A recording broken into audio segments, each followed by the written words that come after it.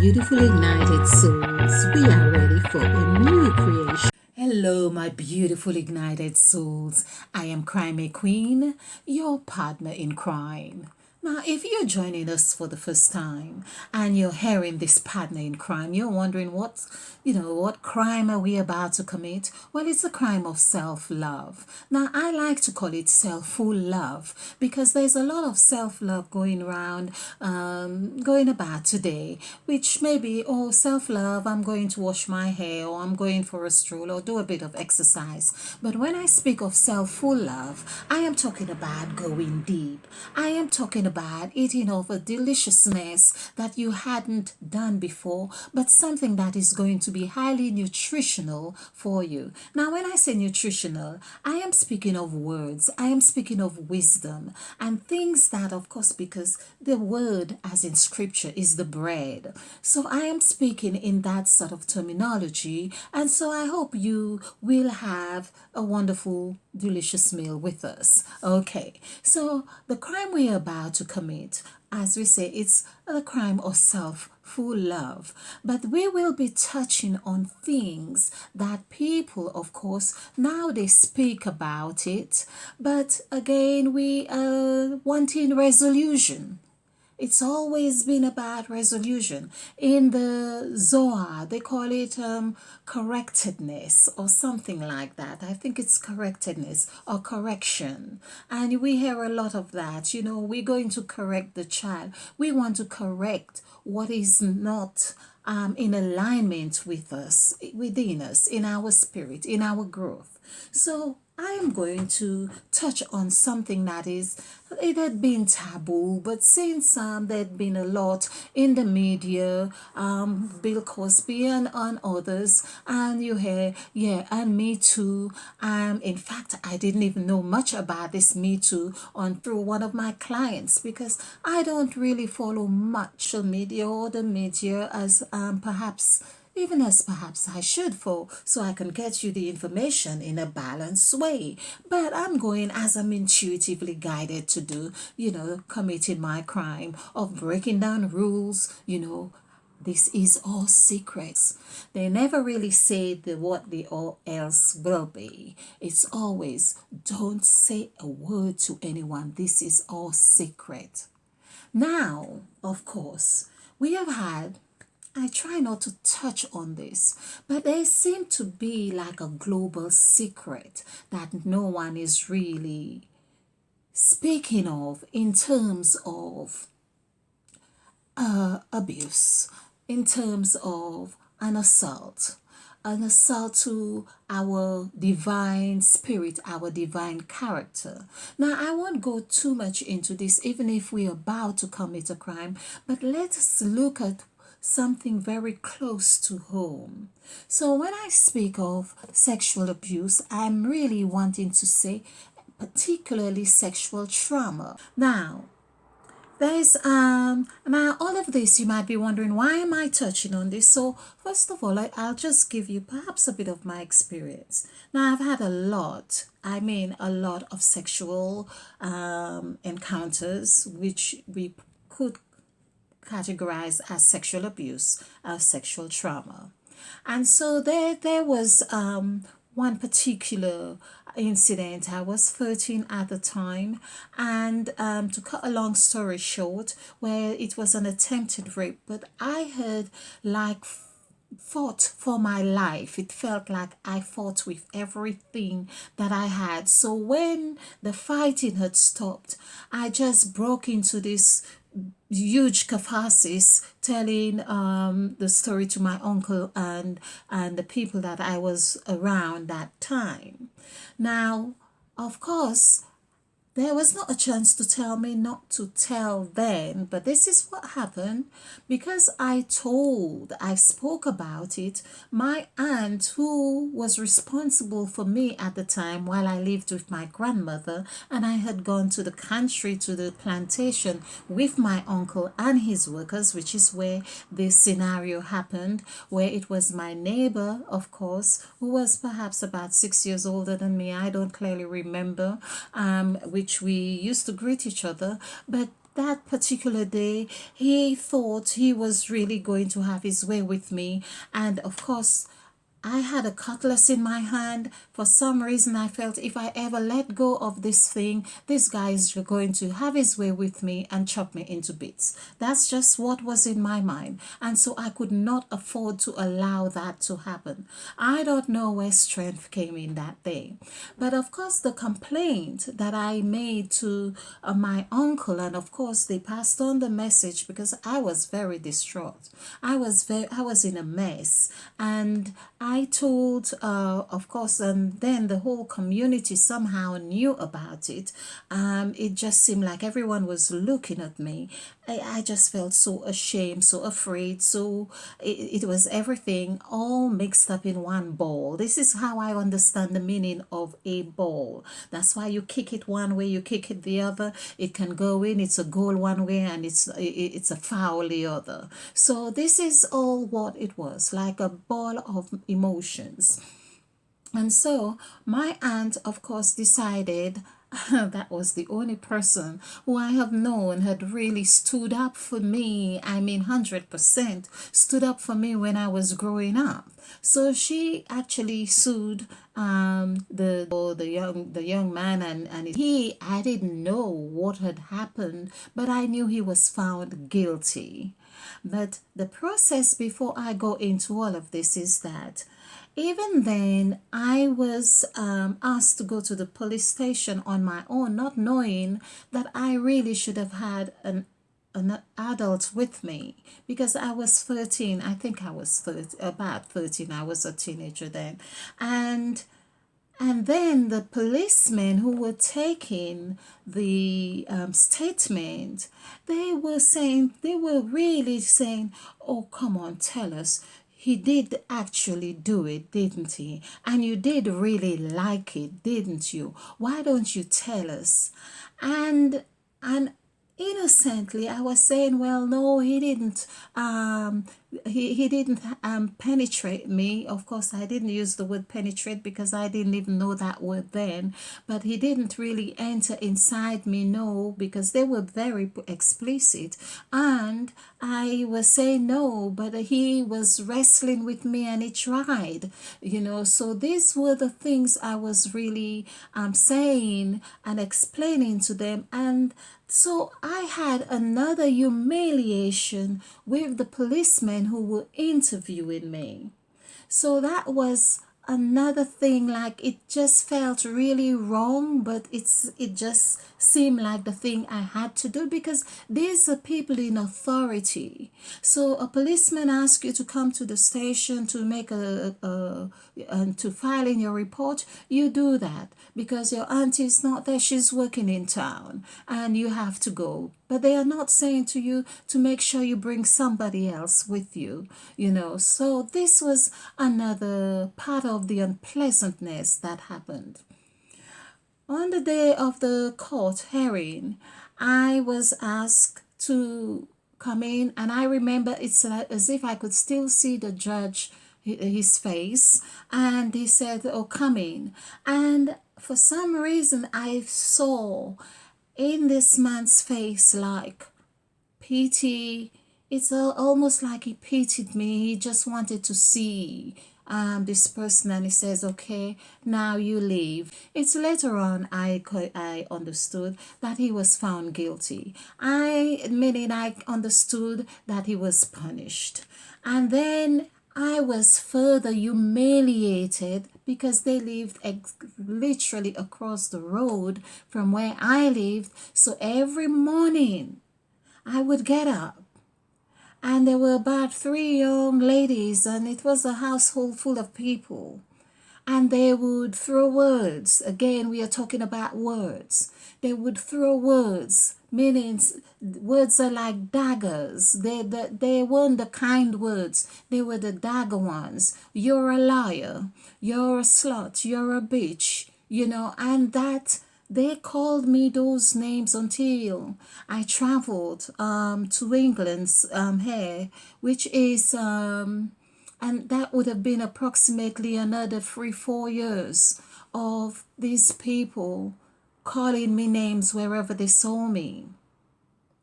So it left me with this ambivalence of sense of ambivalence. When something else happens, do you talk about it? What do? Do you fight?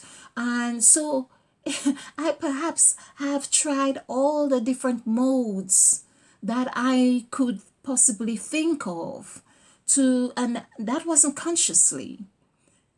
It's in retrospect or in hindsight, I try to figure out, well, how was I able to get this one off me and I didn't the other one? How was it that I let this person abuse me and I was able to fight off the other one? How was it that I was able to say no and get them to understand I really mean no, and the other one I would be crying my eyes out and it would still be carrying on, the rip would still be carrying on. So these were the things that were very confusing.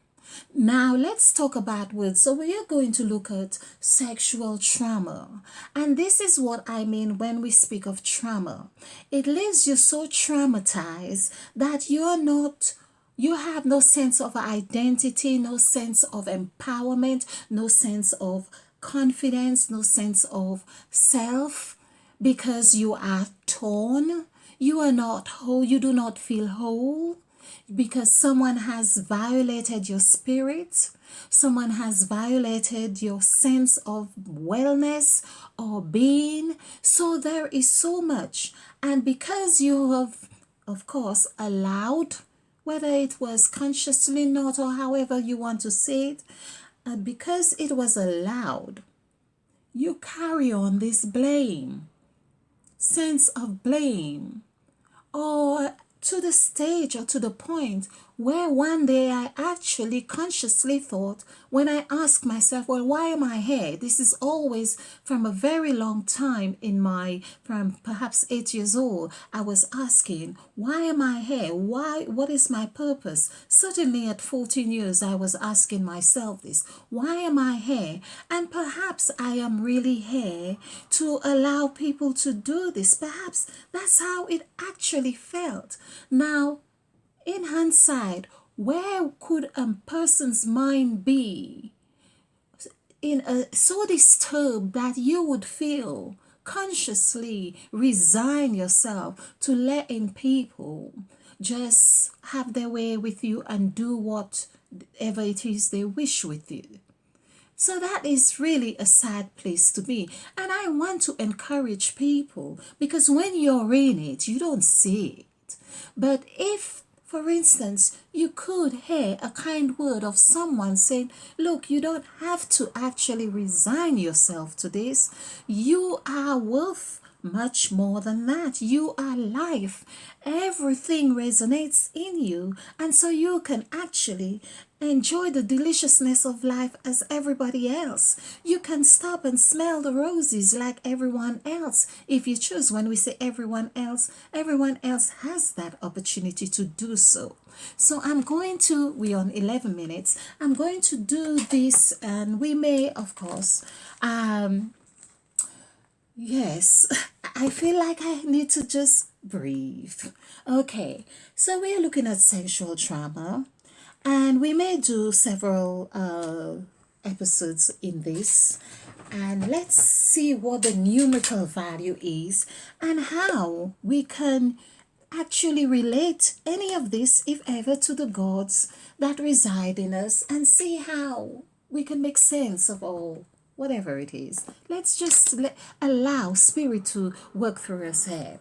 So sexual trauma, I've done the numbers here and we could just add them. So this is 7 and 6 is 13 and 5, 18, 19. So sexual is 19. This is numbers 1 to 9, like on the sacrifice template. And if you haven't seen any of the sacrifice templates, you could do sacrifice to, it's Numerology and Spirituality for Beginners by Crimey Queen. Anything on that, you will, and of course, we are looking at the sacrifice template. So the sacrifice template is really the spiritual template, if you like, here of the numbers we were given for numerology, numbers 1 to 9, and the letters, which is letters, the 26 letters of the alphabet, and we see how they play out. And they actually give us that vibration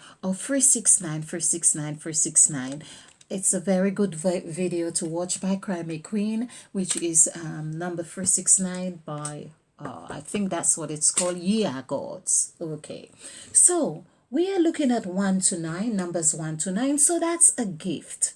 Now we could see already that sexual, everything like birth, whether it is your everything is sexual, meaning it generates anything that can create after its kind. You could see it in a sexual connotation because it's the Zohar speaks about is very good. It used the word like zivug, you know, which already is quite explicit in itself. So, sexual, we know it is all our sexual organs being ignited, and of course, to generate whatever it is, it's that activation, your sexual activation is right here. So, it's numbers 19, and of course, 1 plus 9 equals 10.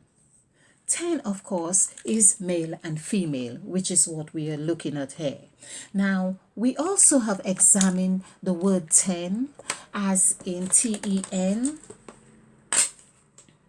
So we have 10, TEN, and it's 255, which equals 12. 12 is free. Here we have the 3 in 1, the 3 like the Trinity. So, and of course, the word 3 equals 11. This is the gods. So we can see here the gods are playing out in this scenario from the sexual. We see if we were to also do 1 0 or 1 not, whichever, 1 not. So 1 is 7, be like ONE equals 7, and we have done 0, which is 0, which is 8, 5, 9, 6. So this is 28. 2 plus 8 is 10. So 10 plus 7 is 17. And of course, that is God. So we can see how 10 becomes 17, which is God, is 764 equals 17 again, which is 8. And that's God. So basically, in this sense, you can see sexual is the whole thing, it's everything. This is what I mean. Sexual is 8. It's the it goes on, it's life. Okay, if we did this as not, which would be NOT again, and we had 1 as 7, we could look at that. 1 is 7 and not is 5, 6, 2. So here we have 11, 12, 13. This would be 4. 4 plus 7 is 11. So we see how 11, the gods, actually the gods, the created God, actually shows up right there. So how we have done this, 11, we have seen this played out with the 14 gods, is 1, 1, 1, 1, 1 equals 7, 1 equals 7. 7 plus 7 is 14. And of course, we are talking 1 plus 4 is 5. And that is how the gods show up for us. This is the Christ. So, this is why we say the sexual serum this is what gets activated when you have the Kundalini activation or your third eye opens. So, this is 16 minutes. I really want to keep this and it is easier to load up as well. Okay, so let's look at trauma, which is 10 and 18, 19, 20. Now 20 is so trauma. It's like like death, like we had 2020, which denotes death, the word death, death. And I have to remind us that death is also where life happens after death, of course. It comes through death. Now, and the other thing is important for us to always note, in the middle of death is the word eat. And this is why perhaps we are so dependent on this behavior of eating. Everything comes through that they eat, like Adam and Eve ate. It was about food or tea or something with Abel and and his brother Abel and Cain. One was with the provision of the land, and one was with the lamb, the blood. We talk about Jacob and Esau. It's about a bowl of broth. Again, it's like there is always so much about food in the scriptures. Okay, so 20, here we see again another something we can look at, another scenario here. TWENTY is actually 26, and 2 plus 6 is 8. So here we could see that trauma, if we really played went with the whole thing like we did as 8, but let's look at 10, which is actually free. We could just say 10 is let's just put it in perspective. This is 8, yes, and this is 10. So we'll say this when with sexual trauma, the trauma like tremble, like a trauma,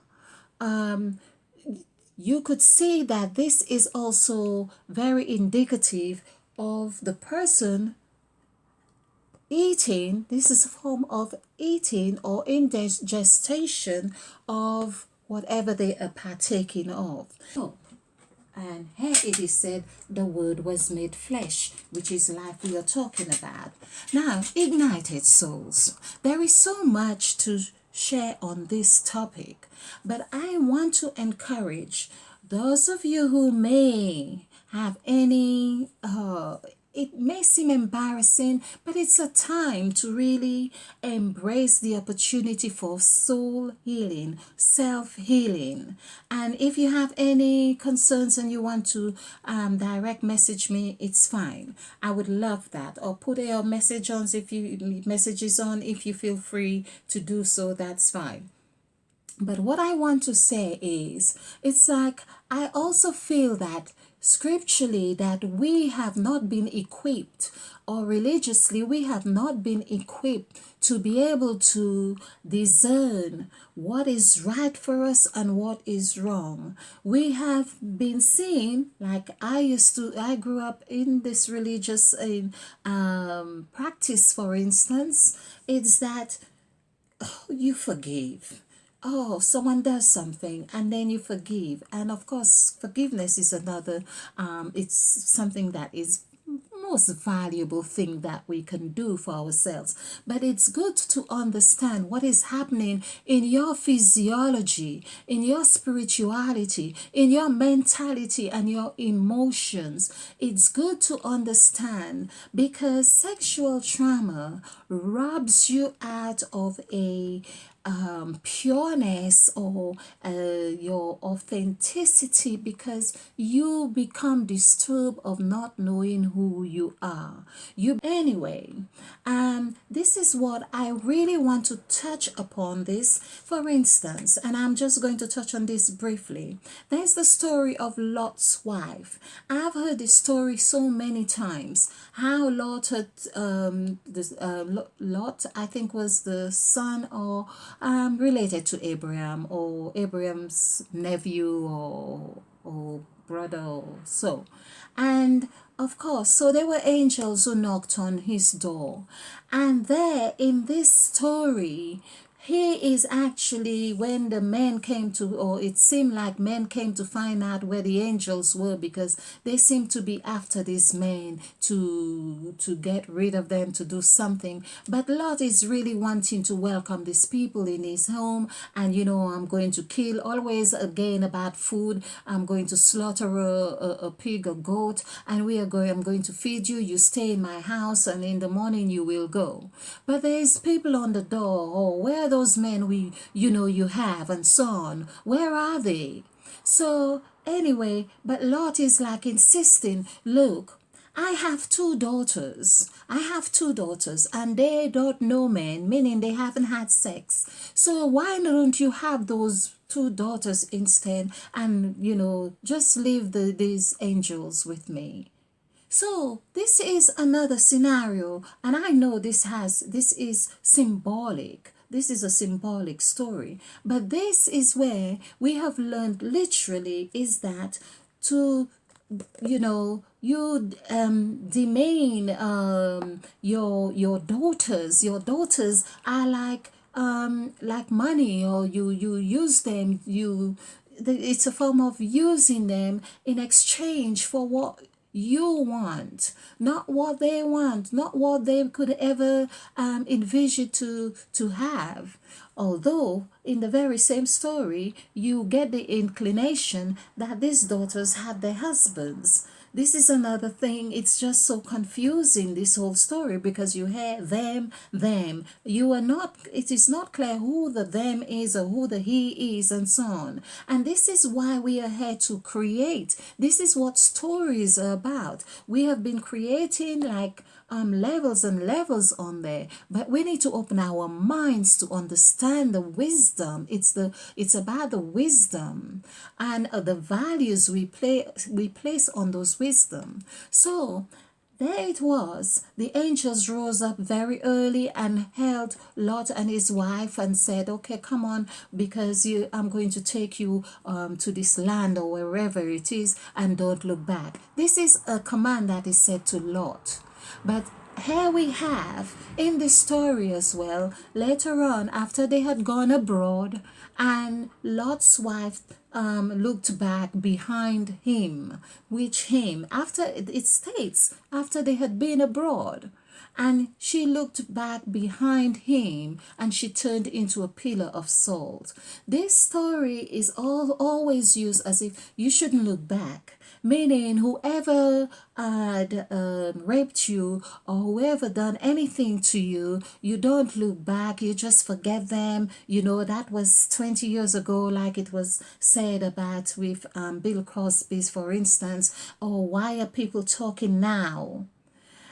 It seemed like, and people are asking questions like that. Yes, there is a law that it is set as in however it is set in a time frame or whatever it is. But if an individual had only found that courage, like I know of a woman who was 92 years old when she told me, and she said it had never left her mouth that her father had performed oral sex on her. So, as a child, she was maybe about 4 or 5. And so, can you imagine the guilt that person had kept in them for that duration of time? Is there a law that you should put in place to say, now is not a time you should speak about it? Is there a law that you should put in place? Well, my family had a generational, in my family, perhaps they have been suffering with, just put it this way, of strokes. So you don't speak about stroke? No.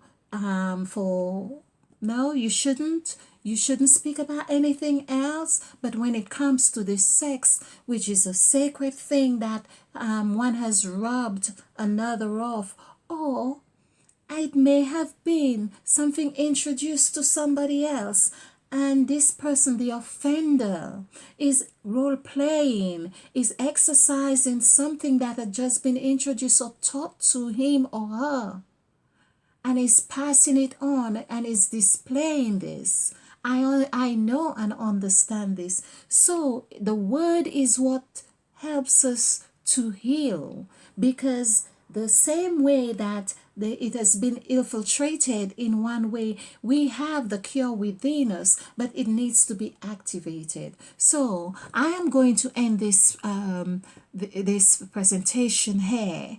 If you want to hear more on this, if you feel that anything on this subject is going to be of benefit not only to you, and I'd like you to think about this. This is not just a cultural thing or a certain nation or certain region. Although there are certain people who suffer with it more than others, and which is another thing I would like to cover as I go on. But this perhaps is the world's most proliferated assault or virus unspoken of, and I feel it's time we air it out in the right temperature, the right atmosphere, and of course, let me say, I do have the solution. I do have the solution.